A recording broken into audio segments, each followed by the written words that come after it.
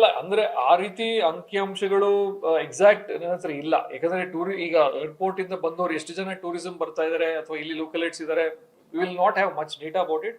But ನಾವು generally ನೋಡಿದ ಹಾಗೆ ಇಲ್ಲಿಯ ಹೋಟೆಲ್ ಅಸೋಸಿಯೇಷನ್ ಅವರು ಹೇಳಿದ ಹಾಗೆ ಅವರ ಒಂದು ಮೊನ್ನೆ ಒಪಿನಿಯನ್ ಬಂದಾಗಿದ್ದ ಏರ್ಪೋರ್ಟ್ ಇಂದ ಖಂಡಿತ ನಮಗೆ ಅನುಕೂಲ ಆಗಿದೆ ಅಂತಾನೆ ಹೇಳ್ತಾ ಇದ್ದಾರೆ. In the sense nearest airport would have been Hubli or Bengaluru ಅಥವಾ ಮಂಗಳೂರು. ಸೊ ಇಲ್ಲಿಗೆ ಡೈರೆಕ್ಟ್ ಆಗಿ ಬಂದು ಬರೋದಕ್ಕೆ ಯಾರಿಗೆ ಇದಿದೆ ಡೆಫಿನೆಟ್ಲಿ ಅನುಕೂಲ ಆಗ್ತದೆ ಅಂತ ಹೇಳ್ತಾರೆ.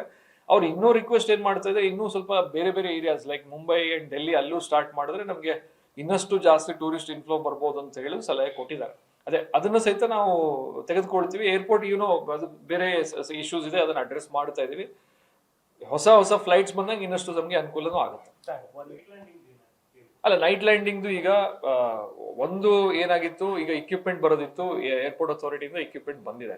ಅದನ್ನ ಸಿವಿಲ್ ವರ್ಕ್ ಮತ್ತೆ ಎಲೆಕ್ಟ್ರಿಕಲ್ ವರ್ಕ್ ಮಾಡ್ಲಿಕ್ಕೆ ನಮಗೆ ಅಡಿಷನಲ್ 6.5 crores ಅಗತ್ಯ ಇತ್ತು. KSIDC ಅವರೇ ಏಜೆನ್ಸಿ, ಅವರು ನಮ್ಮ ಸ್ಟೇಟ್ ಗೌರ್ಮೆಂಟ್ ಇಂದ ಅವರು ಫೈನಾನ್ಸ್ ಡಿಪಾರ್ಟ್ಮೆಂಟ್ ರಿಕ್ವೆಸ್ಟ್ ಮಾಡಿ 6.5 ಕೋಟಿ ರಿಕ್ವೆಸ್ಟ್ ಕೊಟ್ಟು ಈಗ ಅಪ್ರೂವ್ ಆಗಿದೆ. ಈಗ ನೆಕ್ಸ್ಟ್ ಅದನ್ನ ಟೆಂಡರ್ ಮಾಡ್ಬಿಟ್ಟು ಬಹುಶಃ ಇನ್ನೊಂದು 3 months ವರ್ಕ್ ಬೇಕಾಗುತ್ತೆ ಅದಕ್ಕೆ. ಅದಾದ್ಮೇಲೆ ನೈಟ್ ಲ್ಯಾಂಡಿಂಗ್ ವಿಲ್ ಬಿ ಅಂದ್ರೆ technically it will be ready.